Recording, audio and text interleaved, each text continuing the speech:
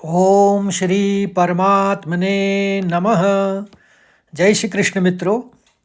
आज हम अपनी इस यात्रा का 103 दिन पूरा कर लेंगे और मैं दूसरे अध्याय के 56वें श्लोक को लेकर प्रस्तुत हूँ।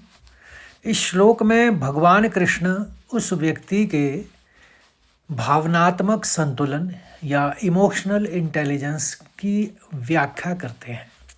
यहाँ वे बताते हैं कि एक स्थित प्रज्ञ व्यक्ति जीवन के उतार चढ़ाव यानी सुख और दुख के बीच खुद को कैसे संभालता है। प्रसंग यह है, श्री कृष्ण अर्जुन को बता रहे हैं कि स्थित प्रज्ञ पुरुष के मन में आंतरिक व्यवस्था विपरीत परिस्थितियों में कैसे होती है। तो श्लोक की तरफ बढ़ते हैं। दुःखेष्वनुद्विग्मनास् सुखेषु विगतस्पृहा वीतरागभयक्रोधस् स्थितिर्मुनिरुच्यते। एक बार और सुनिए। दुःखेष्वनुद्विग्मनास् सुखेषु विगतस्पृहा वीतरागभयक्रोधस् स्थितिर्मुनिरुच्यते। अब चरणबद्ध तरीके से इसका उच्चारण समझते हैं।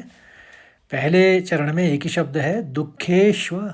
100 में आप आघात ले लेते हैं तो दुःखेष्व, और 9 में भी आघात है। नुद द्विग, नुद कहेंगे, फिर द्विग, और द्विग के में फिर एक 2 के बाद आघात है तो द्विग ग पहले आएगा, फिर मनास आएगा। द्विग्न मनास, द्विग्न, दो ग और 9 एक साथ है, वो गौर से देखिए। द्विग्न मनास, दुःखेषु निर्द्विग्न मनास, और 100 का हमने विसर्ग ले लिया। दूसरे चरण में सुखेषु, एक दोनों में हस्व बोला जाएगा, सु और शु दोनों। सुखेषु और विगतस्पृह, विगतस्पृह, तब है 100 का आघात लेते हुए 2 बार 100 का उच्चारण होगा। विगतस्पृह, ह में, क्योंकि ह है और ह के बाद ह करना है, तो क्योंकि पूर्ण विराम है इसलिए सुखेषु विगतस्पृह। तीसरा चरण को देखें, यहाँ पर वीत और राग तो राम से बोलेंगे, फिर भ य में क का आघात देते, भयक क्रोधस, 100 का विसर्ग हो गया। वीतराग भयक क्रोधस, वीतराग भयक क्रोधस। और आखिरी चरण को देखें, स्थिर, ध में दीर्घ लेते हुए रौ का उच्चारण आएगा, क्योंकि रौ रैफ में है। रैफ आप समझते हैं, जो मात्रा ऊपर से लगती है उसको रैफ बोलते हैं। स्थिर, फिर मुनि और रुच्यते, रुच कहेंगे और च्यते, स्थिर मुनि रुच्यते। समझ में आ गया होगा। अब मैं 2 बार और पढ़ूंगा इस श्लोक को। दुःखेष्वनुद्विग्नास् सुखेषु विगतस्पृह वीतराग भयक्रोधस् स्थितिर्मुनिरुच्यते। एक बार और। दुःखेष्वनुद्विग्नास् सुखेषु विगतस्पृह वीतराग भयक्रोधस् स्थितिर्मुनिरुच्यते। अब इसके शब्दार्थ और भावार्थ को भी समझिए। दुःखेषु यानी दुखों के प्राप्त होने पर, अनुद्विग्न मना, क्योंकि संधि विच्छेद में अ का उच्चारण नहीं आएगा, आपने नुद्विग्नास पढ़ा था तो इसको समझ लीजिए। ये शब्द होगा अनुद्विग्न मनाहा, या उद्वेग से रहित मन वाला, जो विचलित ना हो, परेशान ना हो। सुखेषु, सुखों के प्राप्त होने पर। विगत स्पृह, सर्वथा स्पृहा या इच्छा या लालसा से रहित। वीत राग भय क्रोध, जिसका राग, आसक्ति, भय और क्रोध नष्ट हो गया है। स्थिति, स्थिर बुद्धि वाला। मुनि ही, मुनि या मननशील या ज्ञानी उच्यते कहा जाता है।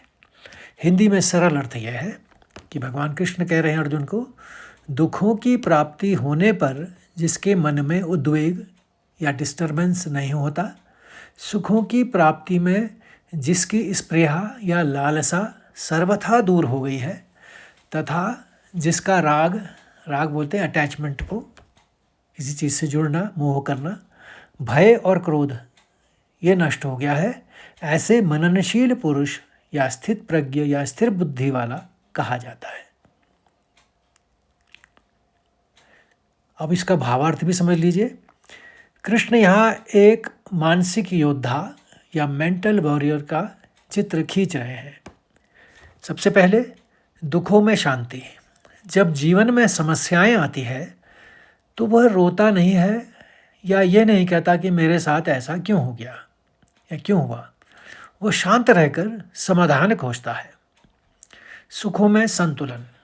हम अक्सर सुख मिलने पर हवा में उड़ने लग जाते हैं और अहंकार में आ जाते हैं, लेकिन स्थित प्रज्ञ व्यक्ति जानता है कि सुख भी दुख की तरह ही अस्थायी है, इसलिए वह उसमें बहता नहीं है। अब तीनों बाधाओं से मुक्ति कैसे हो? क्या बाधा है ये? राग, भय और क्रोध।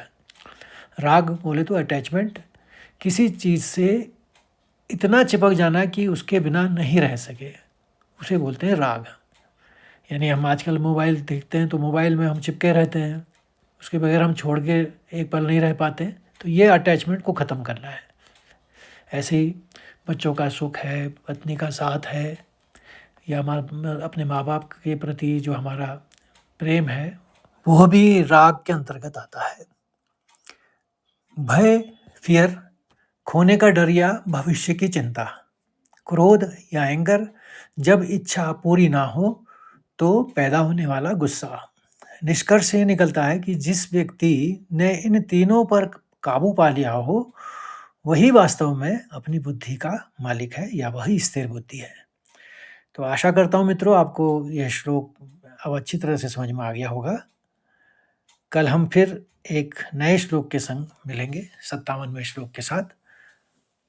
तब तक के लिए जय श्री कृष्ण, राधे राधे। और हाँ, अगर आपको अच्छा लगे तो प्लीज़ लाइक करिए, शेयर करिए, कमेंट भी करिए और दूसरों को भी इस यात्रा से जोड़िए ताकि वह भी इसका लाभ उठा सके। तो कल फिर मिलते हैं नए श्लोक के साथ।